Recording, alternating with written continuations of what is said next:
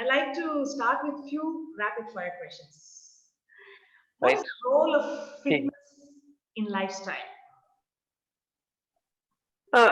Fitness is a very technical topic, no? It means the ability to do something. So if when you say fitness, it means fitness for a particular task at hand. So are you fit to run 5 kilometers? Are you fit to swim 100 meters? So fitness will depend on what specific task is at hand. So most people think fitness is general fitness. So general fitness is being able to do everything. So for yeah, so that is fitness for most people. Yeah. So the question, yeah. So that fitness is what I'm more focused on, being able to do things. And later Hmm. when we dive deep, we can talk about the specific fitness that we are talking. I mean, you want to dwell deep. But what I wanted to ask is the role of fitness in lifestyle. See, a healthy lifestyle, what would be the role of fitness in that? Again, healthy lifestyle is varies from person to person. So each person's lifestyle is different. My lifestyle includes a lot of exercise, includes a lot of weekend trips, so swimming, cycling, kayaking, camping, whatever. So I need a lot more physical fitness than the average person. So it depends on what each person's average requirements are. But in general, you should be able to walk around, run around, jump, or you should be able to escape a dog that's chasing you, or you should be able to jump out of the way of a car. That kind of thing is essential fitness for everyone. You should be able to carry your own shopping. You should be able to lift your own child up. So that's for adults. For children, they should be fit enough to play with their peers. Yes, People, yes. yeah, yeah. Okay. Yeah, and that's for the physical part.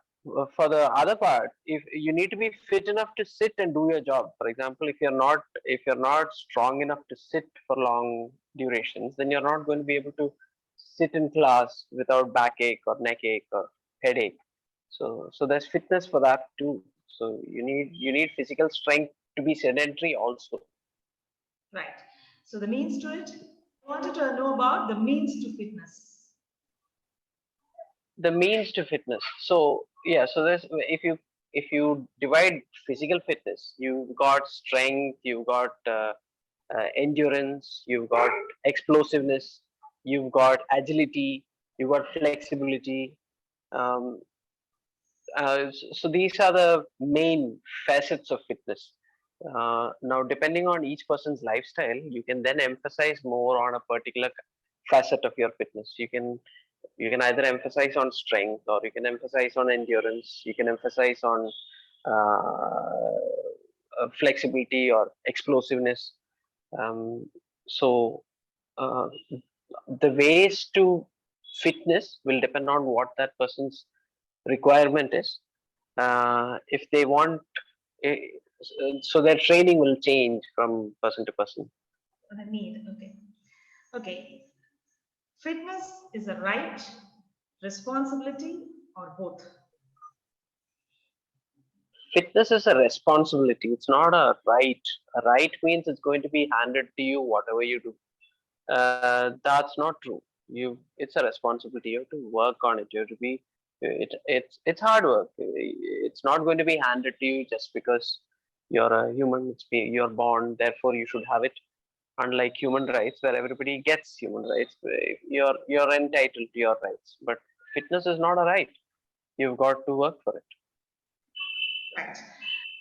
And that work, I mean, the work for the fitness, probably in earlier days, I'm not talking about even now, even the historic times or prehistoric times, it was Mm, one with nature. And we had to do a mm, lot of, there was no specific activity that was focused towards fitness, but it was part of lifestyle. And now things have changed. So is that what you mean when you say work for it? See, uh, man yeah, was well, walking miles, climbing, places and doing all this. But now there is not a necessity as such. There's not a need. If I can afford things, I can just sit in my place to get things done. So that's where my working part comes. Is that what you mean? uh, No, earlier it used to be easy because it's part of the lifestyle. Now you've got to work for it because you know in your lifestyle is very sedentary. Now you need to work for it. You need to structure specific time away from your regular life to get fit. You need to train a particular physical skill in order to stay fit. Unlike earlier, 2 or 3 generations back, where your daily lifestyle would keep you fit because you have to do everything. You have to walk, you have to run, you have to climb, you have to swim, you have to dig, you have to carry stuff. So all of that was part of your daily life. So it was easy then. Now you got to work because you got to put an extra effort in addition to whatever effort you're putting in with your daily life. I understand. Okay. Now, moving on to the deep dive. I've been through your blog and you covered variety of aspects that touch upon lifestyle. But one thing that strikes me is parenthood, parenting, the role of parent. So, how has parenthood sculpted you? Share us some secrets.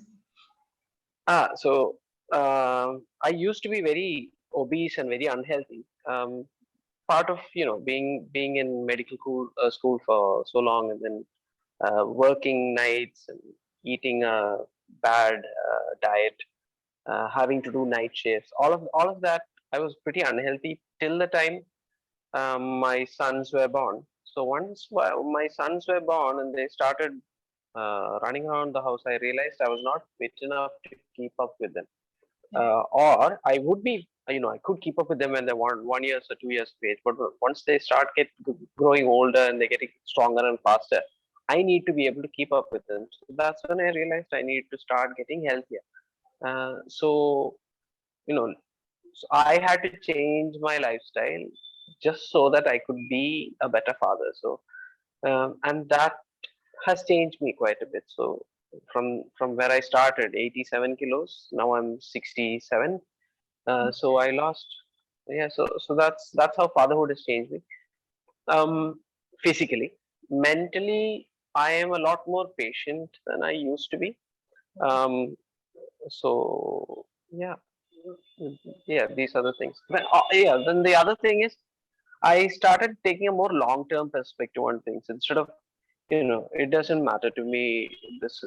It's I can I couldn't postpone stuff anymore because if I don't fix things right away, in the future the problems are going to get amplified. So I started taking a long-term perspective on everything in my life, not just physical fitness or everything needed to be looked at in the perspective of 20, 30 years down the line when my children are adults and they'll probably would have wanted me to clear up those problems for them. That's quite a long shift, and that's the beauty of parenting, isn't it? Yeah, Yes. Having said that, your recent blog post on walking, and that yeah, is really wonderful. We all walk, and you gave some very interesting perspectives on how to make it interesting rather than a yeah. mundane affair. That's good. Mm, I want to connect it to walking barefoot. That was a few years ago, a post on walking barefoot. yeah, Justified is that, I mean, barefoot has its benefits. In fact, our Indian system has been built around, or if you get into Hinduism, we are supposed to walk barefoot, go around the temple, all that's happening. But now, so much of pollution, dirt, dust, and whatnot, how justified is that? And you suggest exotic locations to walk, beach and a park, uh, concrete jungle cannot afford. I suggest exotic locations because that's what will appeal to people. I walk in the concrete jungle outside without footwear because I'm confident in my immune system. I'm confident in my awareness about my surroundings. So I know I will not step on something sharp. Um, so I can't suggest, I don't suggest my patients or my friends to go out barefoot in a city. But if somebody wants to do it, they should. There's nothing, there's nothing especially dangerous about the cities. It's dirty, yes, but being exposed to dirt is part of your immune system training. So you need to do all of that.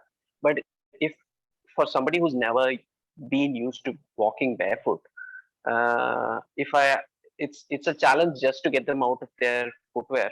And now if I ask them to go and walk barefoot out in the street where there's cow dung and dog poo and uh, petrol spills and all of those things, they're going to say no at the first step. So that's why exotic locations first, where they think it's fine. Then once they get used to it and their feet are stronger, the immune system is stronger, then they can start walking barefoot wherever they want. I used to walk barefoot in the hospital till I got complaints, and then I had to stop. Okay. Well, so how have you enjoyed it? What benefits or what has it done to you? Uh, on several levels. One thing, I was born with flat feet. Most children are born with flat feet because muscle tone is not so great. But as they start walking, that flat feet kind of disappears. But my flat feet stayed persistent till I was 30 years of age. So my feet were always flat. So and Okay. I thought, okay, so I've got flat foot now, and I started walking barefoot just because I knew it was good for me. I didn't think about anything else. And 6 months later, I'm walking on the beach and I'm looking back at my footprints and I'm seeing that they're perfectly shaped like you'd see in a cartoon. So that, Oh, yeah. So then when did that happen? So that was a bit of a pleasant shock.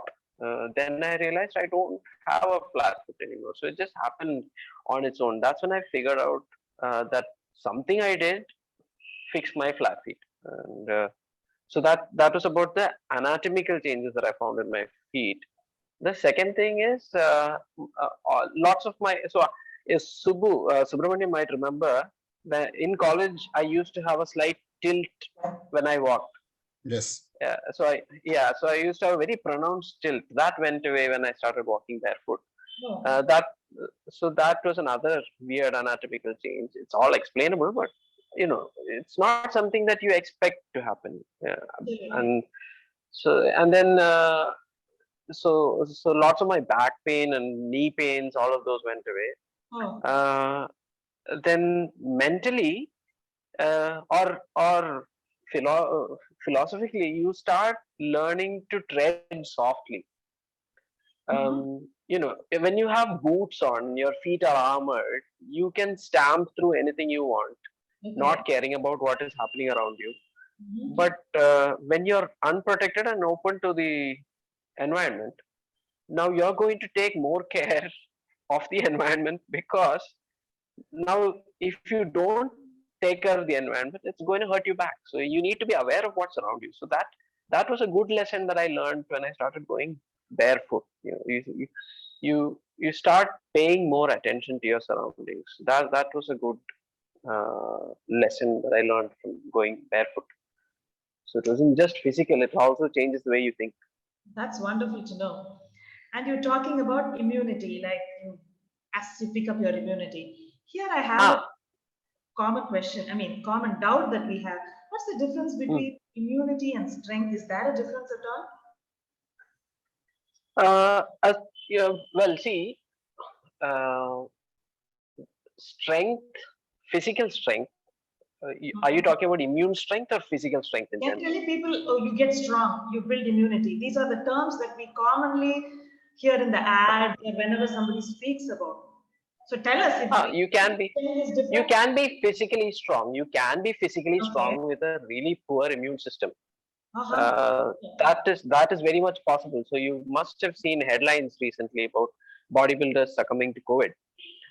So these are physically strong people. They have won gold medals for having big muscles and looking like they're the perfect examples of health. But they succumb to COVID. So they're physically strong, no doubt, but the immune system didn't respond in the correct way to an infection, and they unfortunately succumb to COVID. So that is an example of being physically strong but not having a immune system, uh, a well-regulated immune system. So that is one example. Now, suppose somebody is physically strong and their immune system is not up to the mark. If you get their immune system working properly, they can become even stronger. So they Uh-huh. can take they can take on higher and higher loads of physical training without breaking down, without suffering from injuries, without being more susceptible to infections while they're training. So whatever you do, if your immune system is working well, your brain will work better, your body will work better. Okay, the means to it. Means to it. With So all those basics. vitamins and all Ba- that. no, not vitamins. No, you can't get a strong immune system with a pill. You have to stick to basics. As with this everything, so you've got to be eating good food. You've got to be sleeping at least 8 to 10 hours or 7 to 10 hours, up to you, depending upon what your body requires. You're going to have to drink plenty of water. You're going to have to be exposed to sunlight. You're going to have to be exposed to dirt and other microbes so that your immune system can train itself. You're going to need access to fermented foods. You're going to need uh, yeah. So again, vitamins, minerals, and all of that, which will come in eating a well balanced, clean, good diet. So that's what I can think of when you say immune system. So there's no way you can boost it with a Should we supplement or add a less immune processed booster. food? Should we add less processed food also? I just said food in the sense, yeah, obviously no processed food. If you're not having processed food at all, your immune system is taking a beating. So if you want a well functioning immune system, the best possible immune system that you can have, you should be avoiding processed foods completely. Completely. Okay. Yeah, and now, yeah, completely. Now the question is, what the real question is, what do you consider processed foods? So that is the real question. What's that? Uh, ah, tough question. Well, um, when you think about, see, whatever your grandmother or grandfather used to have, that was unprocessed. So handmade. You didn't It didn't come in a plastic cover.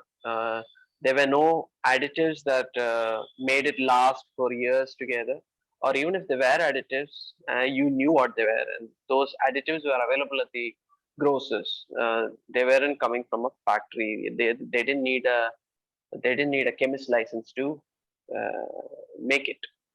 Um, so so so in one way, doshas and idlis are processed, but you can make doshas and idlis from scratch using Yeah. rice and rice and Yeah. udina. So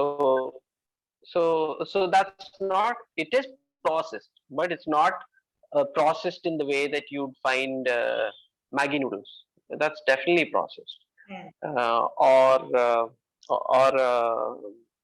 any sort of a sauce that comes in a basically the packaged stuff you're talking about that. packaged food. Yeah, that's the easy way to distinguish between processed and unprocessed food. If the food can go bad within a few hours of making it, then yeah, that's healthy organic food, or that's natural food. If it can sit there for weeks and months together, then that's not natural food. I understand. So That actually, would be an easy processing way to make any that any difference. way of increasing the shelf life of any food is going to be a kind of processing, and Uh, correct. High tech. So no, I mean there are exceptions. So I'd say that before somebody else points them out. So pickling, if you make Yeah. pickles and if you make Yes. jams and preserves at home, Yes. so pickles, jams, preserves, all of them that are made at home are technically processed foods, but they're better off. Yeah, I mean, you're better off making them at home than getting them uh, from a multinational or even if it's a local company that's making them. So there And are, taking them in moderation will always be better. Even them in moderation is yes, if also. if you're making them at home, of course, yeah. So the bulk of your food should be unprocessed, and then these foods that I'm talking about, they should be towards the other end of the spectrum, where you take them in, Yes. in small quantities as a treat, maybe once in a while, occasionally. That's fine. Yeah, that's true. That's why pickle, we don't eat a bulk load of pickle, right, isn't it? Yeah, you don't need a big bulk of pickle. There are people Yeah, who eat so you lots of can. pickle. That's probably not healthy, even if you are making it at home. Here I have a question. You talk, see, you had once mentioned eat to your hunger, not to your appetite. Meaning, Mm. could you just Ah, elaborate on that? so hunger is that physical discomfort that you feel when you're running out of nutrients or running out of energy. So that will feel like a pain. It will feel like it will not feel good. Appetite is a positive thing. It's something that you would like. So having a good appetite. So you're looking forward to the food not because you want to get rid of that discomfort. You're looking forward to that food because you're looking forward to the pleasure of that food. So that's the subtle difference. Um, so in medical college, my professor used to say there's a difference between hunger and appetite. Hunger, so that when people are really sick with, for example, with diseases like cancer or TB, they're hungry, but they have zero appetite because they have that physical discomfort of wanting food, Okay. but because the appetite is zero, they, even in spite of the hunger, they're not able to eat. So that's the difference between hunger and appetite.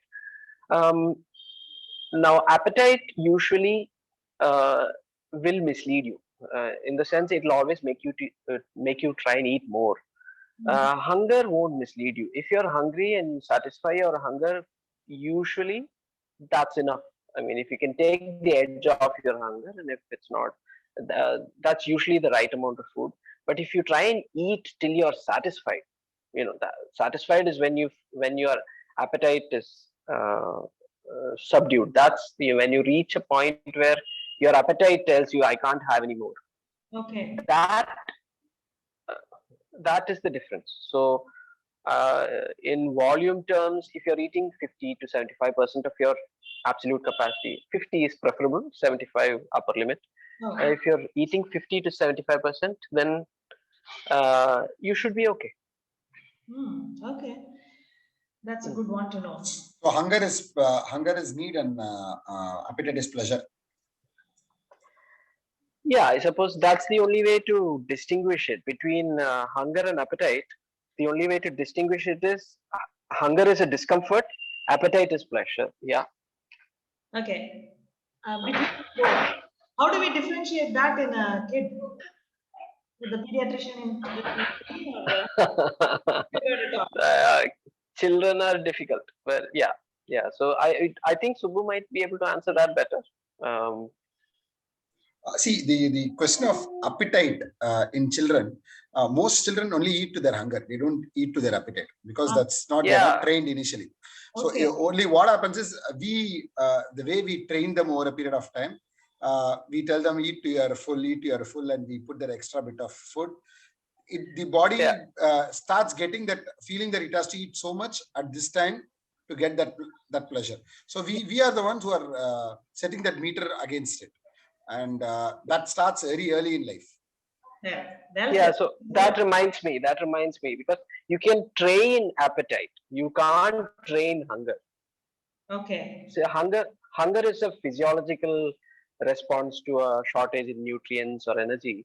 Okay. But appetite is not just physiologic, it's also mental. So Got that it. mental part you can train, and that's what happens with children, because you'll see children coming. I mean, you'll see parents coming to the pediatrics OP saying, he's not eating, please give him syrup to make him eat more. And that is a bad thing that you can do to a child. If the child wants to eat and it's a healthy child, then you should let the child eat to its own uh, Hunger. hunger.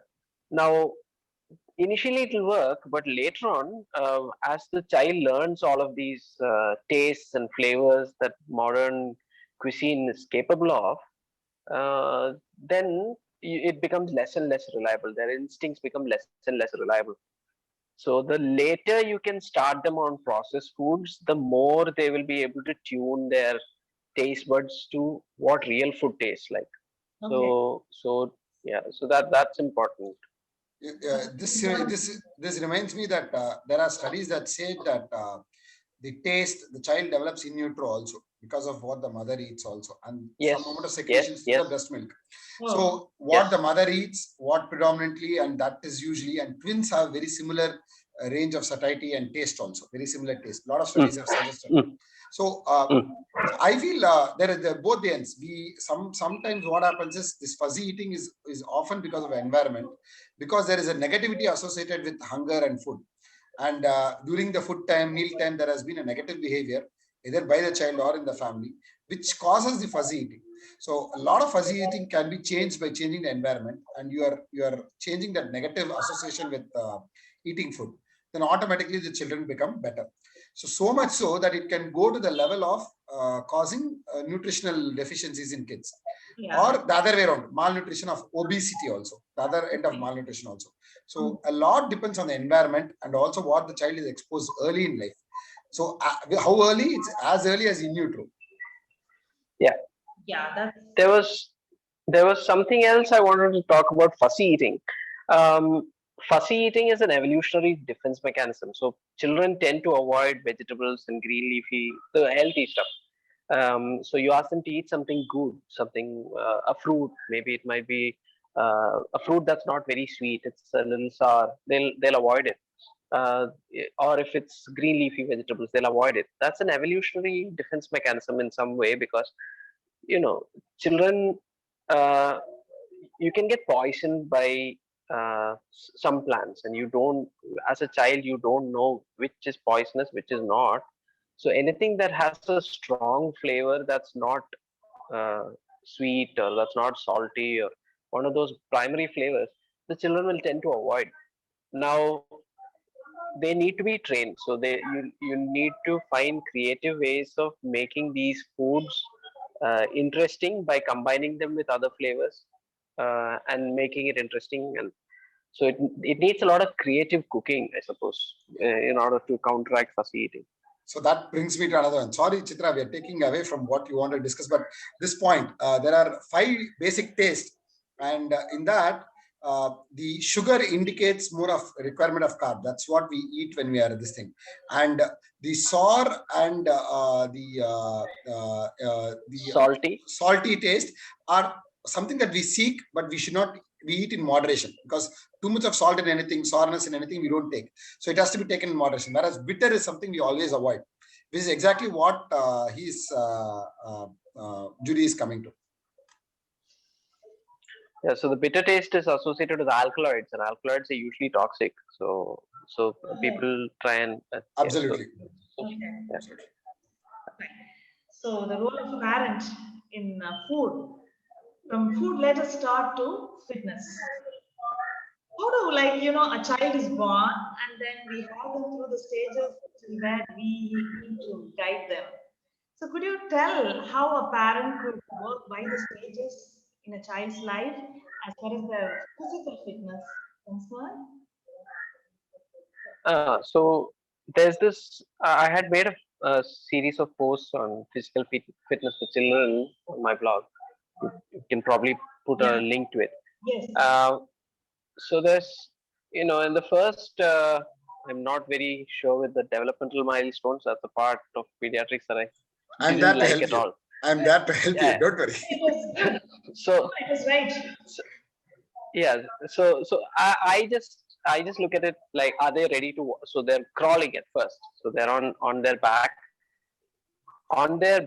and the first milestone is when they're rolling on over to their stomach.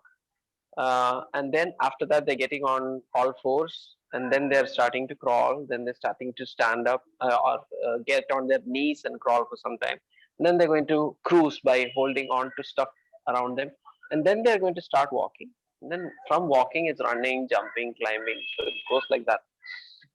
And at each step, uh, we just need to be there to encourage them. We need to stop discouraging them. That's the main thing, I suppose. Because no child needs to be pushed to walk. They will, irrespective of how tough it is, or how many times they've fallen, um, the desire to walk is built in, because a child that cannot walk will not survive in the future. So evolutionarily, that impulse to walk is so strong that in spite of all of those falls and all of those injuries, they will still find somehow some way to walk. We shouldn't be putting obstacles in their path. So in the beginning, that's all you need to do. Help them. So be with them, encourage them, make it interesting for them to walk in spite of the falls and everything. Um, uh, Giving them a walker is a bad idea, a really bad idea. And putting shoes on them while they're trying to walk is a horrible idea. These are the two things I would like parents to avoid when they start walking. If I can interrupt here, I want to add one more thing, Yeah. which I am seeing in my practice. We don't get children to be left on the floor at all nowadays. So young children, that is a big problem, and they are not on the firm surface. See, you cannot crawl comfortably in a bed. You need a firm surface to give it back to you.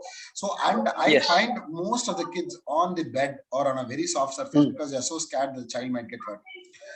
So this is something that I wanted to mention here, that unless we are going to let them in a firm surface, it's going to be very difficult. And crawling, creeping involves bilateral brain. No, you need to have the hands and legs going in coordination. Both sides.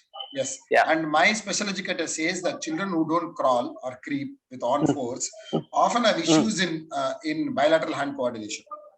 Older children. So this is something that is very important that the parent realizes very early, that it is important that they get the firm surface, not worry very much about the child getting falling down or hitting the head on the floor. Injuries. Yes, because basically it is not a sharp surface that the child has to child is going. It's going to be it's going to be only a hard surface, but it's going to be a flat.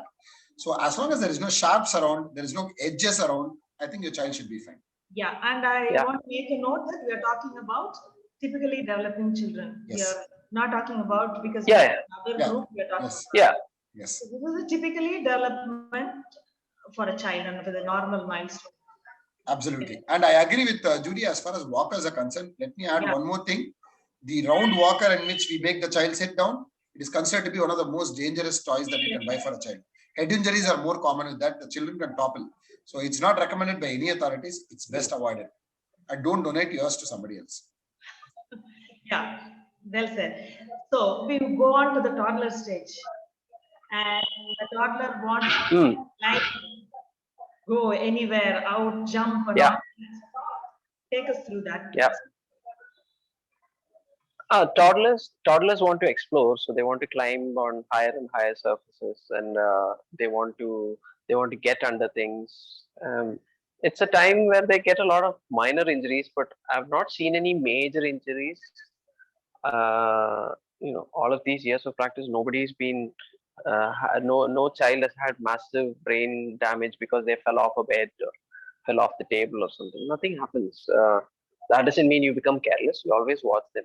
There's a good reason for why we don't see many head injuries, because parents are being careful. But that doesn't mean you don't let them climb. So you let them climb. You're standing right next to them. If they're showing a loss of balance, you can always help and prevent them from falling. But not letting them climb at all is cruel, and it's probably going to hamper their development in the future. When is this formal training, like, not just on fitness, like, kids are sent to coaching camps, focusing on games and all. When does that start? So by the time they're 6 or 7, they're pretty well coordinated enough. They're already running around, jumping. They can skip. They can stand on one leg. They can throw a ball all reasonably well. So that's probably when you start adding stuff to their physical activity. So up till that point, you're just encouraging them and giving them opportunities for them to explore their surroundings and play with whatever they want. But beyond that age, beyond 6 to 7, that's when you need to start joining them in their exercise. So my children, I started them off by starting them off on push-ups and squats, because they'd see me doing it every day in the morning. So they used to join me. They used to join me even otherwise, even before that. But then I started correcting the way they did them when they were 6 and 7. So that's probably when you need to start training formally. But even at that point, I wouldn't ask people to send children to specific coaching camps. Like, I want my son to be a cricketer, therefore he needs to start at 6 years of age and he goes only for cricket. That's a really bad idea. If you want to send them to a summer camp where they're being taught football, cricket, basketball all separately, that's a good idea. But if don't let them specialize that early, unless I don't know, unless they're a child prodigy in that particular game and the child is really interested in that, in which case, yeah, you'll have to make a judgment call. Yeah.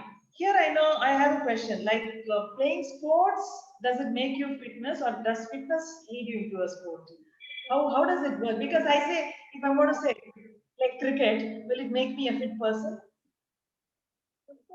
No, I don't think so. Cricket is Bad, not. bad example. You should take some other example. Yeah, no, cricket is not a sport that seems to encourage athleticism much. I mean, the top level cricketers are good athletes, but that doesn't mean playing cricket will make you a better athlete. Um, More general purpose kind of movements you'll see in traditional games like kabaddi and kho, where you need to explode and turn quickly, agile movements. So all of that, uh, games like that you can play at home, or dodgeball. So things that require active participation and a lot of thinking.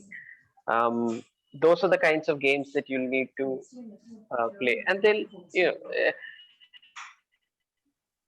Fitness, if you're fit, if you're physically fit, if you're agile, you're fast, you have endurance, then all of these sports will come naturally. But playing just one particular sport usually causes repetitive strain injury, or they're going to get bored and they're going to stop, or there's going to be some sort of a lopsided development of physical abilities. So sticking to just one sport is not a Okay. good idea. Does gender have a role here? Gender? No, not at that age. So 6 to 13, boys and girls are pretty much they're very similar. So physically, there's not much to differentiate between the two of them because the sex hormones haven't started acting yet. Uh, Girls will have a growth spurt much before boys, so they'll probably be physically stronger and taller earlier. I mean, maybe 8 or 9. If you compare a 8 or a 9-year-old girl, they're going to be slightly taller than the classmate boys who are at the same age. They're going to be slightly stronger maybe. But once they're past 13, that's when the gender differences start showing up very prominently. Okay. I just want to turn our conversation to sports training. Mm, Okay, so we go to coaches and all that, that's happening. We have them guiding us. But common sports injuries. mm. You have anything to say about how to be careful, or if it happens, how do you just go with the first aid or something? I mean uh, law. I Sports injuries, they're not specific injuries that I see in sports. At least in our country, we don't see a lot of specific sports injuries. um, in western countries you will see children with shoulder injuries because they play too much baseball. You'll see children with tennis elbow because they're playing too much badminton or tennis, that kind of thing. But uh, fractures forearm, usually forearm, or the humerus or the clavicle. These are pretty common injuries in all children because when they're falling, they're going to use their hands to break their fall, and they're going to break something here. Uh, Fractures in the lower limbs are not that common because those bones are much stronger, and then they are not the ones that take impact. The impact comes in the upper limbs. So ligament injuries you'll see in slightly older children, maybe teenagers, the older teenagers, 15 to 18, those kind of children. But younger than that, you don't see many ligament injuries. So it's mainly the upper limb fractures that you'll see, and that too in sports like cycling, because the velocity is much higher and you're Okay, falling onto a hard surface. right. Okay, this here I want to ask you about. We are all confused about this. Somebody says give ice pack. Someone says a warm compress. Can you just guide Hmm. us on it? Because we read and we just start up doing those things.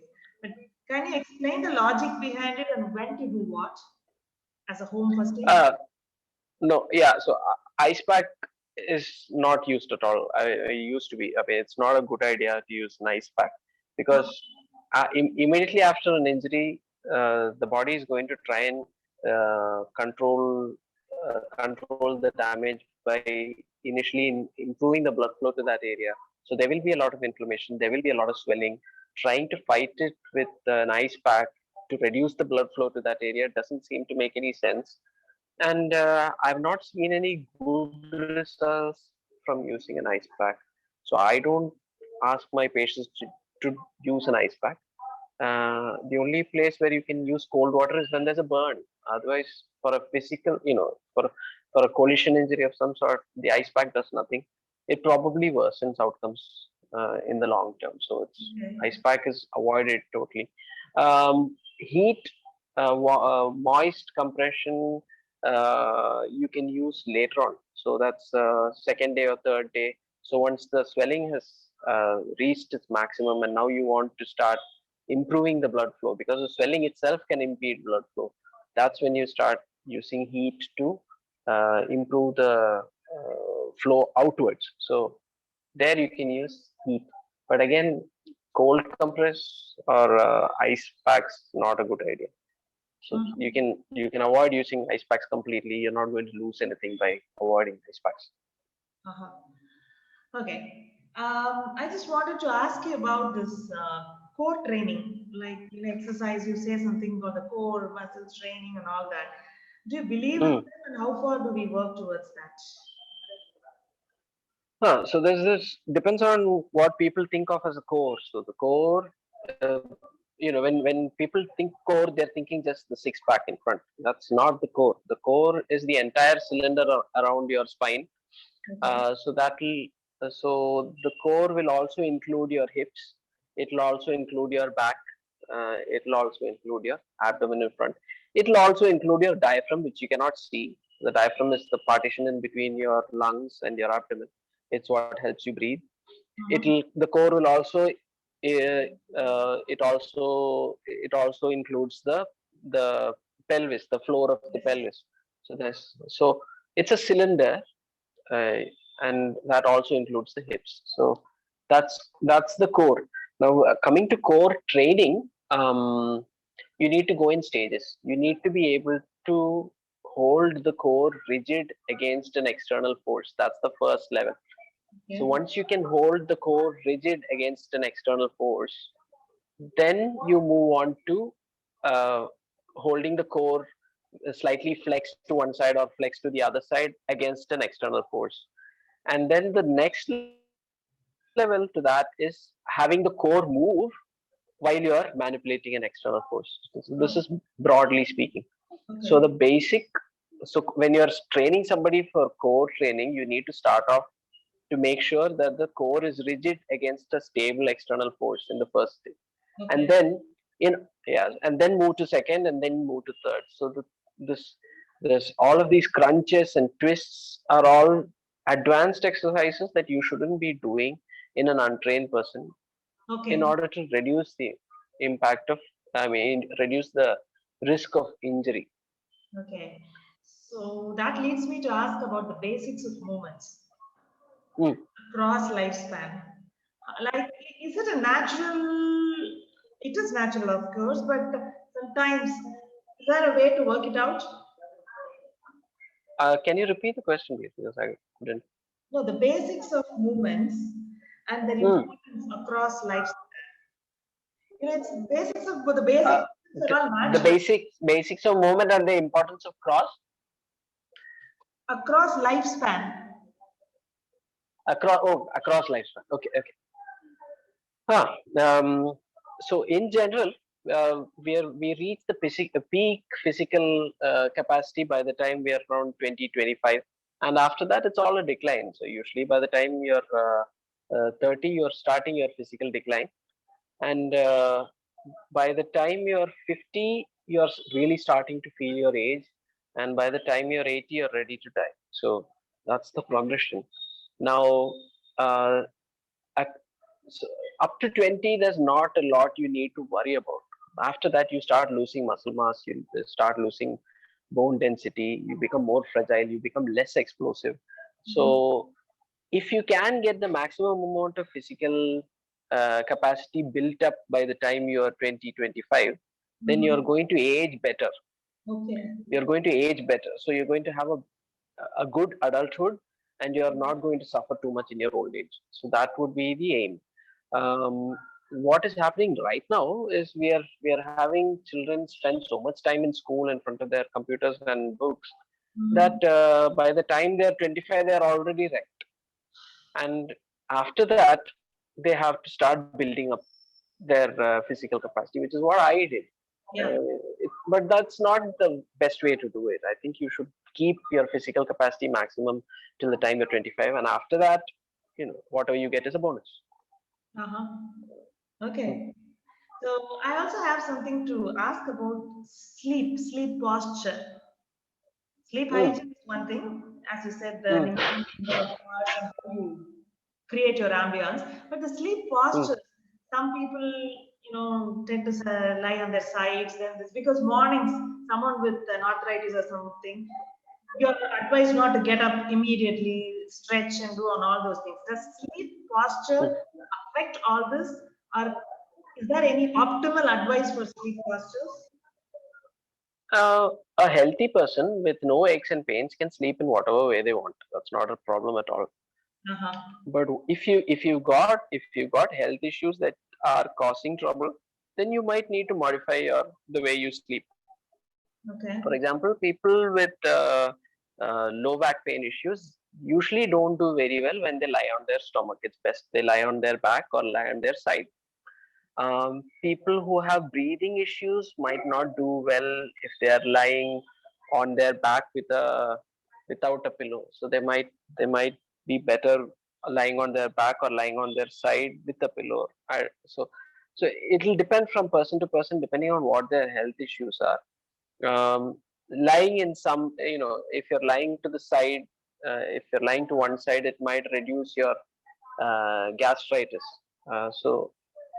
So each person will need a different kind of posture depending on what their problem is.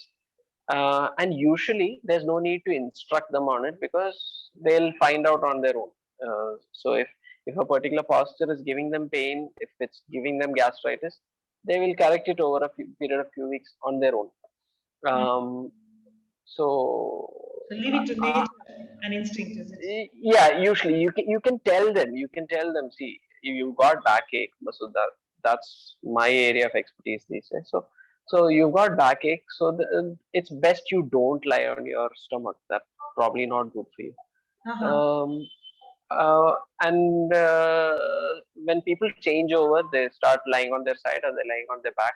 Usually that fixes their problem, and they'll continue that. um, so yeah, that's leave it to nature is my idea. But you just give them the suggestion. If they can put it into practice, that'll be nice. Yeah. Moving on from sleep, hydration, Mm, the role of mm, hydrating yourself, the role of water and other fluids. Would mm. you talk to us about that?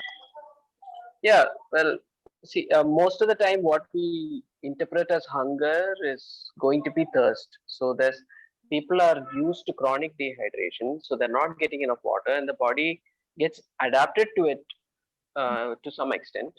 But Mm. then the person in question continues to think that he's hungry rather than thirsty. So it's always good to start, make sure that you're getting enough water. Mm. um, Drink according to thirst is what I tell people, but when their thirst sensing mechanism is so poor, you'll have to give them a number. So if it's an adult, it's usually 2.5 to 3 liters. If you are a very physically active person, more. Right? If you're sweating a lot, more.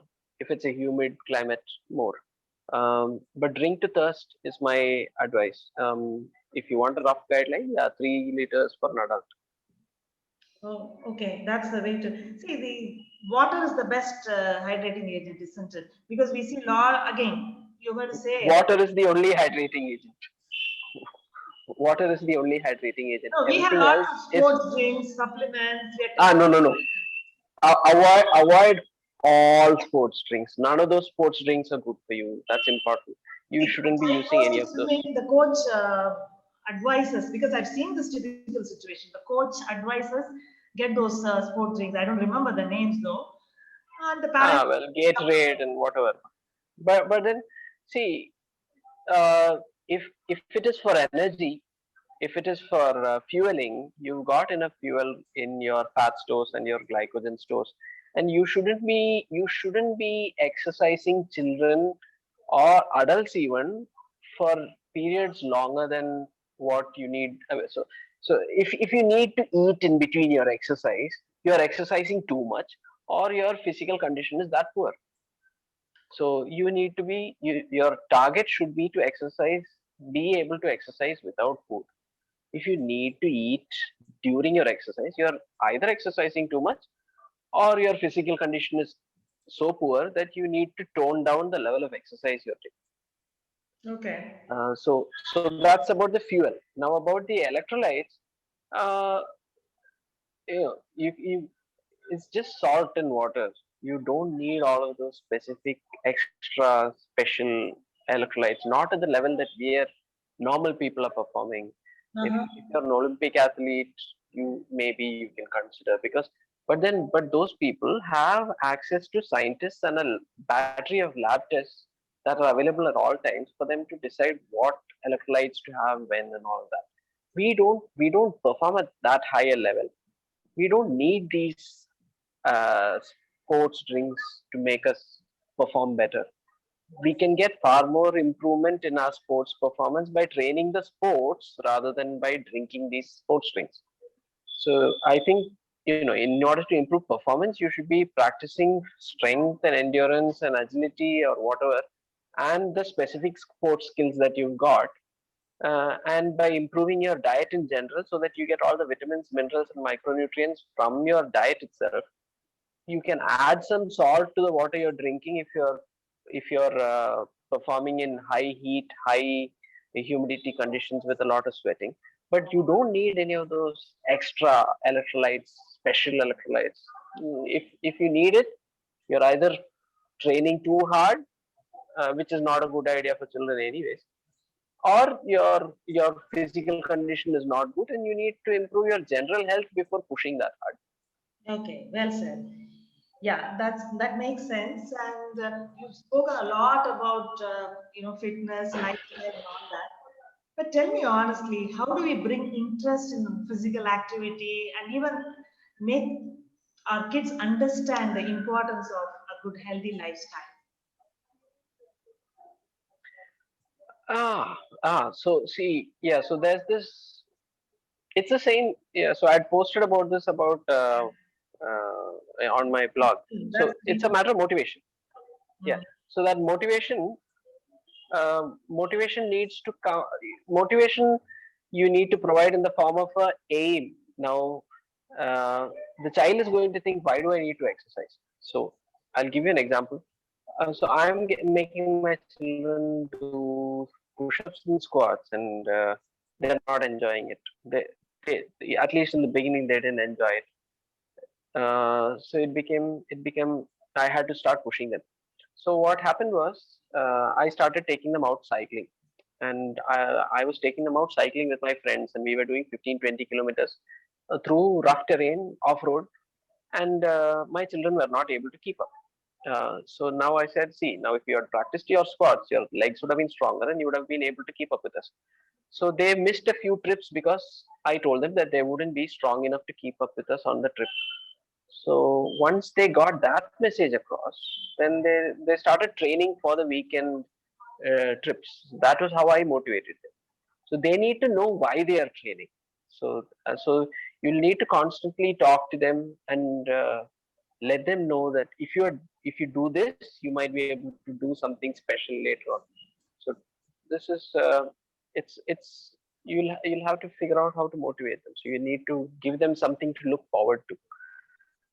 Yeah. If you're So if I may add, if you do the push-ups, you'll be able to swim. Hmm. if I may add, it is Yeah. not Go on, go on. that is not the only motivation. The motivation in Judy's example itself is that there is a role model at home. There has to be a role model at home, which is who is doing it, and they would have seen it. That is a bigger, actually, the first motivation, according to me. Your children see you do it. They have seen you, as you said, when you are doing it. They have seen what is a push-up, what is a squat. So that is also an important motivation, according to me.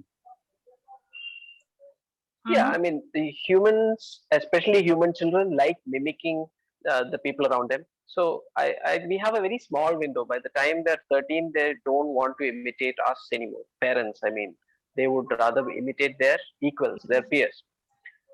So that up to up to the age of 13, or up to the age they start hitting puberty, we've got a very small window in which we can influence them by showing them what we are capable of, so that they can then have something to look up to and mimic. So yeah, giving them a good role model is a good idea. And I wasn't so this is probably why it worked, because I wasn't trying to be a role model to them. I wasn't, aiming to be a good role model to them. Okay. I myself was training throughout the week so that my weekend trip would be good.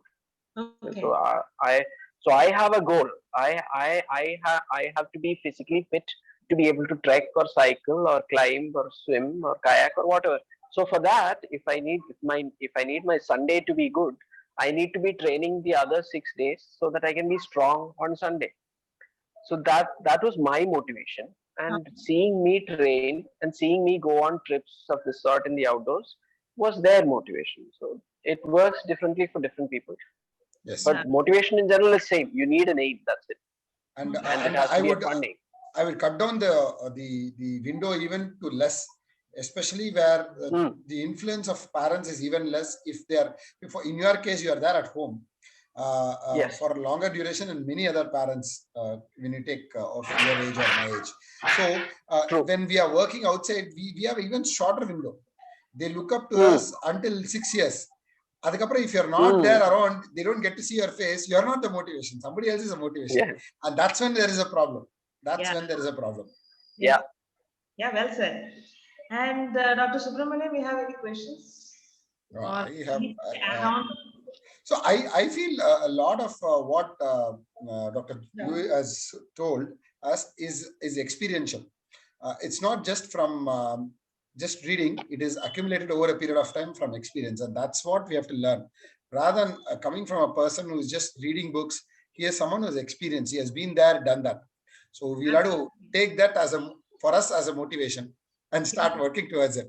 Because I've seen he has always been inclined towards physical exercise. I've seen him when I was loitering around in my college. I've seen him go to gym and all. What he did inside gym, I wouldn't know because I never entered that. So the inclination was never there. But what I am trying to say is he's someone who explored those options right there.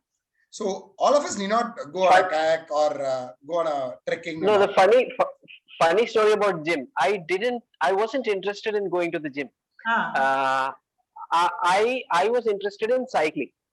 And so I was crazy about cycling. So every Sunday when there's no college. So every Sunday I would take that old Hero Ranger. Those days it used to be a Porsche cycle. Hero Ranger, and I used to cycle all around Mangalore. Now, I found out quickly that my legs were not strong enough to take me everywhere. So I had to train my legs. That's one thing. So I had to go to the gym to train my legs. The second thing was I was falling down. I would hit something, fall down, whatever.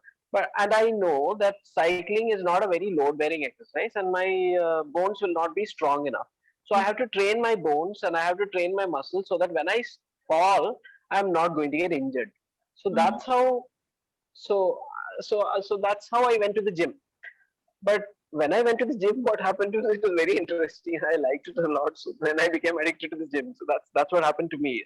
Yeah. It wasn't. I didn't go to the gym because I wanted to be fit. I went to the gym because I wanted to get better at Cycling. cycling. Okay. So that's how motivation works. That's how So motivation works. That's how it leads. One thing leads to another. But yeah, one thing leads to one another. link leads to another. So what I feel is it's experiential. One, two.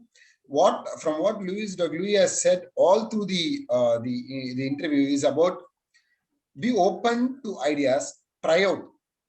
You may something might work for you, something may not work for you. You don't have to follow what works for Dr. George may not work for me, and what works for me may not work for the next person. So we not experientially try. Each one of us are unique in our own setup. Just the same way, each child is also unique. You can't say I have brought up one child, the next child exactly has to be the same. Accept that also. There will be motivation. There are a lot of studies saying that genetically we are all tuned the same way, but they can still be variations. And so accept that also. That is my second point that I would like to bring in from what he has told. Third point is that there is no exact cutoff age when you can start working out. Or you can start looking after your health. Even at 40, 50, you can start. The cycle has been explained, but that doesn't mean you can save yourself a lot of suffering. It's not the longevity alone. Yeah. It is also the quality of life that you're looking at. Yes. That is very important. Last and but not the least, for young parents, please, sitting inside a room, looking in front of a computer or a book is not the only thing. It's important, but it's not the only thing. They need to learn that. They also need to have physical activity. They need not have exactly exercise, but they need to have physical activity, and that also helps them in their reading and everything, because problem solving comes in all forms and challenges. So it's important that they are up to the challenge and we let them grow. That's what Dr. George had mentioned. Let them grow. Unless we hinder it, they are going to be nature, going to be able to explore and learn and do things. So let's start doing it. That's my takeaway. Well, Well, I would like to add something about sitting and online classes. Now, because they're sitting so long, you need to set times for which they have to get out. They have to get off the computer. They have to get out, walk outside, get some sun, come back in. It'll take only 30 seconds or 2 minutes, but they need to take that break after every class or every 45 minutes. They need to stand up, go outside, get in the sun, and come back in. It's only so. This is something that you can do for all children. yeah. uh, if you can add a squat along with it, so if you ask them to squat for 10 seconds, you ask Okay. them to go outside, get in the sun, and come back, that's another thing. You can ask them to do so. They can't focus on the class, so you can ask them to do a set of 5 push-ups and then come back and sit. They'll be more alert, they'll be more focused, so it helps their studies too. So getting physical activity throughout the day is more important than just 1 hour or 2 hours in the evening, or a structured. So they need to be active throughout the day Oh, along with whatever training. oh, So yeah. what Dr. George has mentioned is between two classes, let's say there's a language and math class, it is important there is some physical activity in between. So the brain gets a little bit shuffled up and it's more attentive for the next one. And my special educators use Yeah. it during their classes. So when there is a prolonged class and there is, let's say there is a shift in subject where the methodology of teaching is going to change, it's important you intersperse it with some, it need not be a very long one. They call it brain gym. I call it just give a break, let them just run around. That there has to be a change. And it's important that the physical input, the inputs from all parts of the body goes back into the brain to help the brain refocus. Yes. Well said. And that leads us to the end of this conversation. But I do believe this is just the beginning. We'll be talking to you through your blogs, Dr. George, because it's Okay. wonderful to read and go through them. And we'll try to, experiment with them in our lives and keep Yeah. them coming. We'll keep following you. Thank you. Thank you both. Thank you. Thank you.